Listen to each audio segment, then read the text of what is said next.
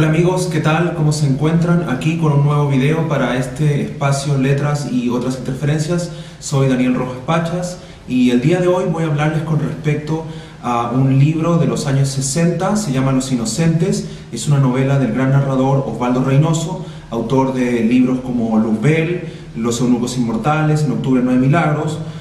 uno de los grandes narradores de la generación del 50 del Perú. Bueno, ¿qué les puedo decir de Los Inocentes? Los Inocentes es una obra clásica a estas alturas. Los Inocentes debutó en los años 60 y generó un gran escándalo dentro de las letras peruanas debido a su contenido y el tratamiento lingüístico que tiene la obra, así como también a la forma en que ésta muestra a la juventud de Lima, principalmente a jóvenes de zonas marginales, de zonas que se conocen hoy día como conos o las zonas más periféricas del Perú. Estos jóvenes, ¿cierto?, forman parte de una pandilla, son un grupo de adolescentes que transitan por distintas situaciones que los involucran en el alcohol, el juego, los antros de prostitución, las salas de billar. Y bueno, la obra de Osvaldo, publicada en los años 60, generó conmoción no porque Osvaldo quisiera hacer un retrato documental, un tipo de denuncia, todo lo contrario. Las obras de Osvaldo siempre han tratado con sinceridad de plantear los temas que a él le interesan. La obra, ¿cierto?, se enfoca principalmente en la convivencia de estos jóvenes y su descubrimiento del cuerpo, del placer y de la complicidad que desarrollan ellos como camaradas ante un mundo adulto, violento, abusivo y sobre todo un mundo que le da la espalda a estos jóvenes. La obra fue presentada en los años 60 por José María Arguedas, quien escribió un artículo muy interesante en el cual él habla, ¿cierto?, de Osvaldo como un nuevo narrador para un nuevo mundo y cuenta de alguna manera cómo en ese momento el Perú se encuentra en un periodo de cambio, de transición, como puede haber pasado en las grandes capitales y en general en todos los países latinoamericanos, entrando, ¿cierto?, a esta modernidad,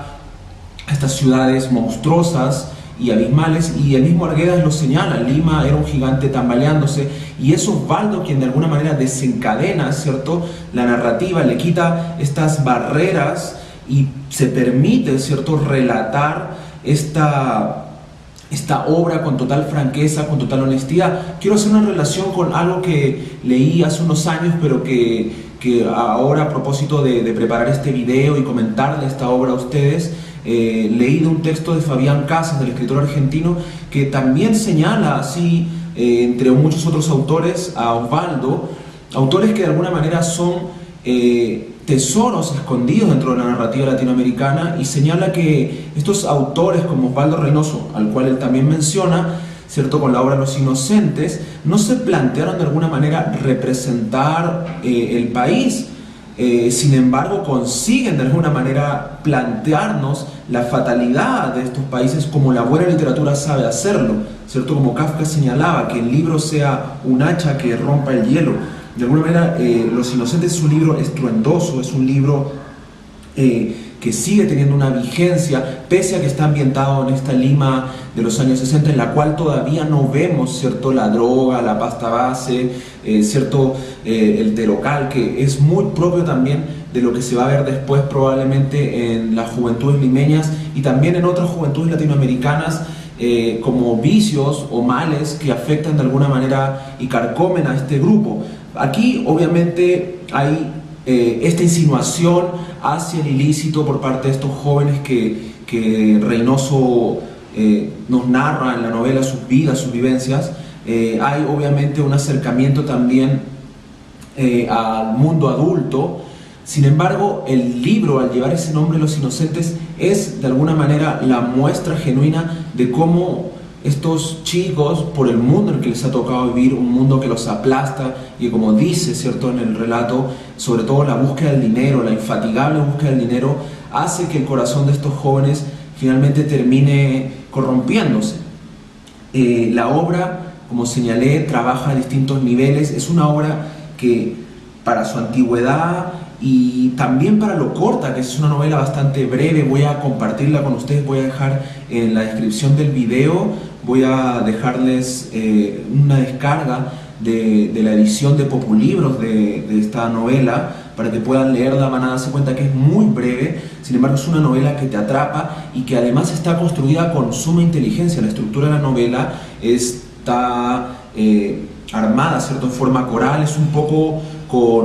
como podría ser Mientras yo agonizo, de Faulkner, por decirlo de alguna manera. Es una novela que trabaja con distintos encuadres y nos va construyendo este universo de Lima, de este grupo de jóvenes en el cual ellos se desenvuelven, ¿cierto? Este barrio, esta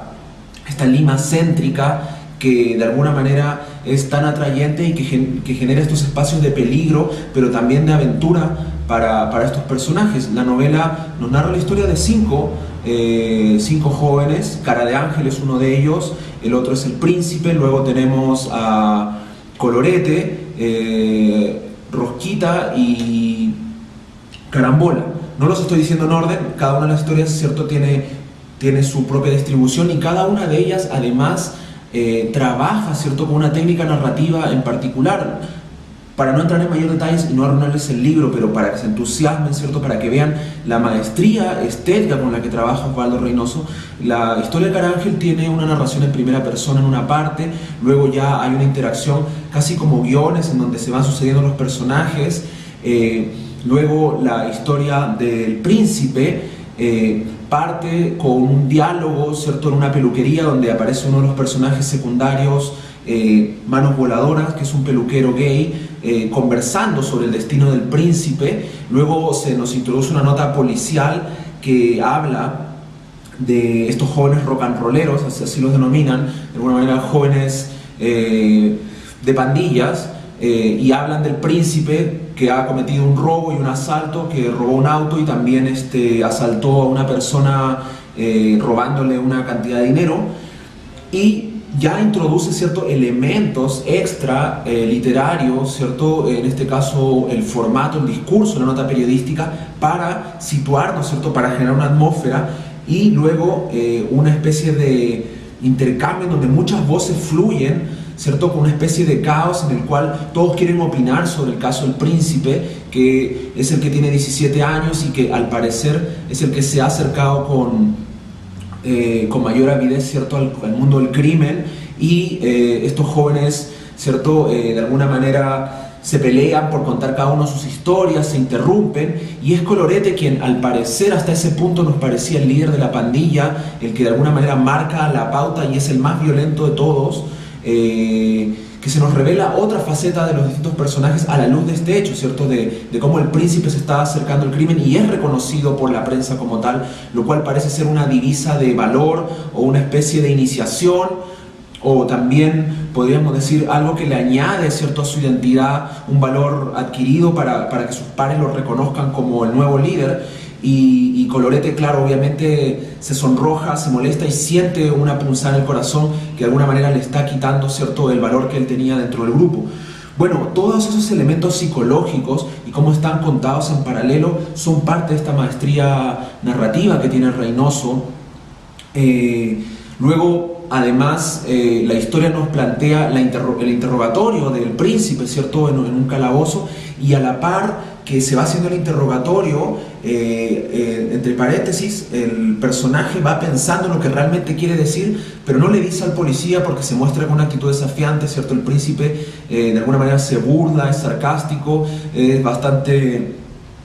achorado, por decirlo de algún modo, con el policía, pero a la par, ¿cierto?, vamos conociendo un poco el trasfondo, lo que lo motiva, y que en el fondo es el estar enamorado de una chica del barrio y competir por este amor con uno de sus pares, ¿cierto?, con Carambola. Entonces ahí nuevamente hay una forma que tiene Reynoso para insertarnos, ¿cierto?, hacer que nos sumerjamos en la psiquis del personaje, y lo hace a través de una técnica con pequeños flashbacks muy cortos. Luego tenemos la historia de Carambola, que es más bien un diálogo confesional, una especie de encuentro entre este personaje que recibe ese nombre a propósito del choro plantado, que es otro de los personajes secundarios que genera también una atmósfera y que va delineando un poco el mundo adulto que rodea a estos jóvenes, a estos inocentes. y cómo de alguna manera están condenados, ¿cierto?, por esta Lima brutal, por esta Latinoamérica en general brutal, porque el libro de Reynoso es bastante universal en ese sentido. Bueno, Carambola, ¿cierto?, que es apodado así por siempre estar pegado al billar, por siempre desde muy pequeño querer convertirse en una especie de ídolo de este juego, y por lo mismo ve, ¿cierto?, de forma idealizada a este personaje del Choro Plantado, que es el gran jugador, que carga además una pena y una historia que se narra muy brevemente pero con una profundidad increíble. Entonces tenemos a estos dos personajes confrontando experiencias de vida, sus primeras relaciones sexuales, el encuentro con una mujer, ¿cierto?, la pérdida de la virginidad y también el desamor, ¿cierto? Todo eso está planteado en un breve capítulo dedicado a Carambola, muy sentido, uno de mis favoritos dentro de este breve libro, muy maravillosa la prosa de Reynoso en esa parte. Y luego tenemos la historia de Colorete, este personaje que es el más violento, ¿cierto?, el que de alguna manera también somete a Cara de Ángel, que es otro de los protagonistas. Creo que la violencia de Colorete queda sobre todo de manifiesto cuando obliga, ¿cierto?, a Cara de Ángel a masturbarse frente al grupo. Entonces ahí también vemos ciertos ritos homoeróticos dentro de un grupo, ciertos comportamientos instintivos y que de alguna manera tienen que ver con la madurez, pero también tienen que ver, ¿cierto?, con este espacio de libertad y dionisiaco y desaforado que viven estos jóvenes, de alguna manera abandonados por los adultos y obligados, ¿cierto?, a crecer en torno a una violencia que ellos mismos generan entre sí y obviamente responden con la misma violencia y brutalidad ante el mundo que los ataca. Y bueno, Colorete es el representante máximo de esta violencia que muestran Los Inocentes, pero a la vez es un personaje sumamente tímido, y aquí es súper interesante cómo Reynoso introduce, ¿cierto?, con la narración,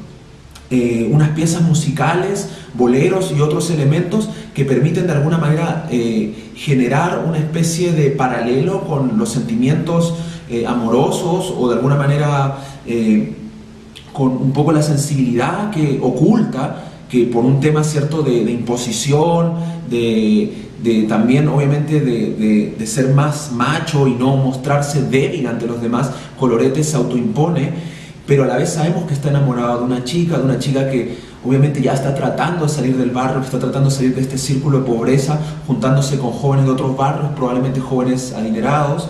y utilizando su belleza, ¿cierto? Y vemos cómo brevemente se van recordando algunas escenas en la playa, cuando Colorete recuerda haber tenido algunas especies de flirteos o incursiones amorosas con esta chica cuando estaba más joven, pero luego han pasado los años y ya vemos que esta chica no se interesa en él y lo ve solo como un compañero de juegos o un niño del barrio que simplemente se vuelve olvidable. Entonces vemos ahí la otra parte de Colorete. Entonces está el claroscuro. Reynoso nunca abandona, ¿cierto?, estos elementos, estos matices, y enriquece obviamente a sus personajes. Y finalmente tenemos al personaje que es narrado por Reynoso, ¿cierto?, una tercera persona, en la cual pareciera que es el mismo autor que está dentro de la obra, o al menos alguien que testimonia la violencia de estos jóvenes y dice: yo te he visto, te veo caminar por acá, te veo en las galerías, te veo haciéndote el chistoso, te veo arriba de los vehículos, de las micros, haciendo reír a estos hipócritas curas, pero también veo cómo sufres. Entonces, de alguna manera, Reynoso genera esta obra, ¿cierto?, con un lenguaje muy vivo, con un lenguaje que además le da una divisa de identidad peruana, pero también yo diría latinoamericana. Entonces es una obra que profundamente trabaja el tema del lenguaje, el habla vernacular, el habla coloquial, ¿cierto?, el habla de las calles, sin ninguna pretensión, y creo que eso es algo que a la larga hace a Reynoso un autor inmortal y que se comunica tan bien con el público lector. O sea, Reynoso es probablemente, como algunos dicen, el bestseller escondido del Perú. No solo porque Osvaldo, ¿cierto?, además de ser un gran narrador, ha sido una hermosa persona, una persona muy generosa. Tuve la suerte de conocerlo, compartir, ser amigo de él. Y él, de alguna manera, compartió con muchos escritores, transmitiendo su sabiduría, siendo muy generoso a la hora también de dar consejos, pero también ser muy crítico del medio en el cual él se desenvolvía como escritor, y todos los que creamos y escribimos también nos desenvolvemos. Osvaldo nunca transó de alguna manera su escritura para tratar de ganar un mercado, sino que simplemente él fue un gran observador y prefirió optar por un lenguaje que él conocía y que él sentía que era el lenguaje en el cual sus obras debían hablar. Y eso es algo que muchos narradores que hoy día han perdido, producto quizá de la lectura de traducciones de autores norteamericanos, también el impostar o el adoptar, ¿cierto?, un tipo de literatura,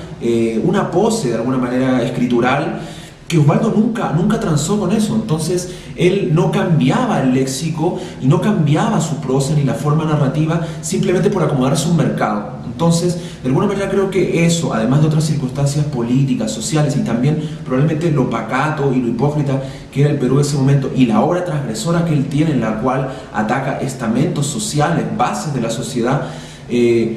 solamente como un escritor real puede hacer, o sea, creando una obra sin necesidad de crear un panfleto, sino creando una obra real. Obviamente eso hizo que de alguna manera su obra se encapsulara por un gran tiempo. Sin embargo, cuando uno veía que él iba a colegios o viajaba a provincias, cosa que él hacía mucho, compartiendo su obra, y no solo la de él, sino siendo generoso a la hora de hablar en realidad de la escritura y la literatura universal, muchos jóvenes reconocían esa sinceridad y ese lenguaje tan genuino que él tenía, no solo a la hora de dar un discurso, sino también a la hora de estos jóvenes enfrentar su obra. Entonces siento que de alguna manera él asume esa divisa de identidad con este libro y con todos sus libros a través del lenguaje y el manejo que él hace de la prosa,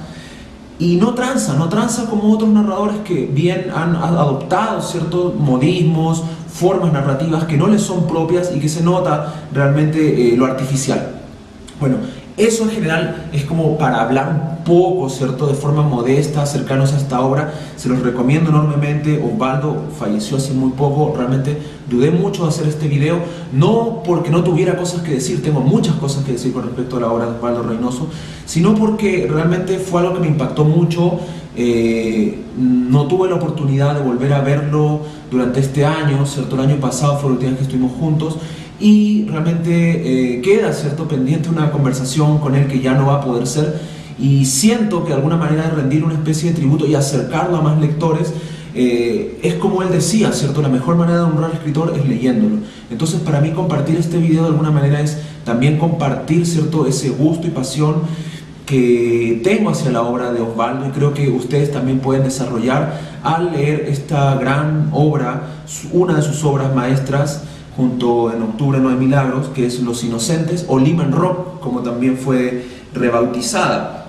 Es una obra que se adelanta muchísimo, ¿cierto?, dentro de la narrativa latinoamericana, que no tiene problema en tensar la tradición y, como decía Arguedas, ¿cierto?, trabajar un aspecto social y lingüístico sin descuidar el elemento poético que debe tener la literatura. Y eso uno lo nota en ciertas prosas en donde vemos, ¿cierto?, cómo personajes corren por las calles o describen, ¿cierto?, estas salidas de Lima hacia una especie de libertad que les representa el mar, y vemos estas descripciones maravillosas del asfalto, del olor, también del olor del cuerpo,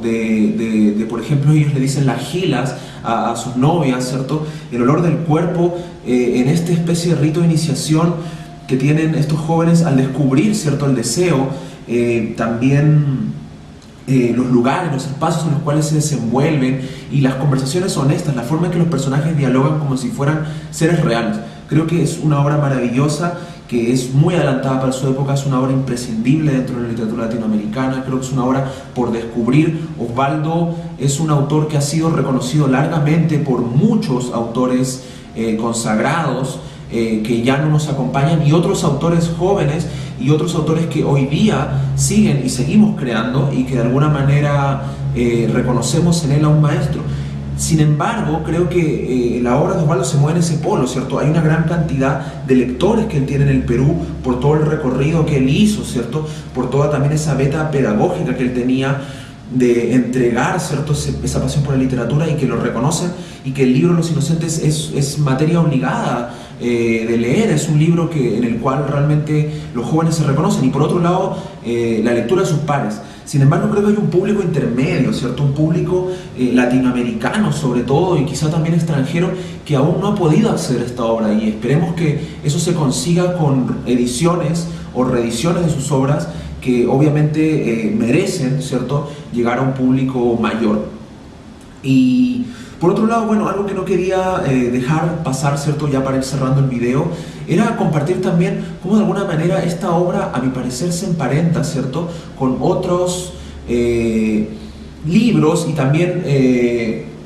ciertas obras cinematográficas, como por ejemplo Los Olvidados de Buñuel o Rumblefish, que es de Susan Hinton, pero tiene cierto su llevada, o sea, su adaptación cinematográfica de la mano de Francis Ford Coppola. Y claro, bueno, Los Olvidados es previa y Osvaldo nunca negó, ¿cierto?, el shock que le causó ver esta película, y de alguna manera cómo Los Inocentes de alguna manera profundiza aún más, ¿cierto?, en esa herida abierta que es para una gran ciudad y en general para un país el abandono y la violencia sobre los jóvenes. Creo que él lleva esa obra de Buñuel mucho más allá y a la vez se anticipa y antecede a una obra que probablemente no se comunicó en el sentido de que Hinton haya leído Osvaldo, y Osvaldo obviamente ya había creado Los Inocentes, pero cómo de alguna manera la obra de Osvaldo incluso también puede, al ver cierto Rumblefish, la adaptación cinematográfica o leer el libro, ver cómo de alguna manera ya Osvaldo también había, siendo visionario, profundizado en esas temáticas. Entonces creo que es una obra imprescindible, una obra que les va a encantar, sumamente recomendada. Así que, bueno, ojalá les guste el video. Osvaldo, siempre serás un gran maestro, ¿cierto?, para todos los que te conocimos. Y ojalá compartan el video, ¿cierto? Suscríbanse al canal si es que quieren más contenidos. Y también den un like, es una forma de apoyar este espacio que es para todos. Y para los interesados en leer Los Inocentes de Osvaldo Reynoso, en la descripción del video van a poder encontrar, ¿cierto?, el link que les va a permitir acceder a esta obra maestra. Bueno, muchas gracias y espero verlos en un próximo video de libros y otras interferencias. Hasta luego.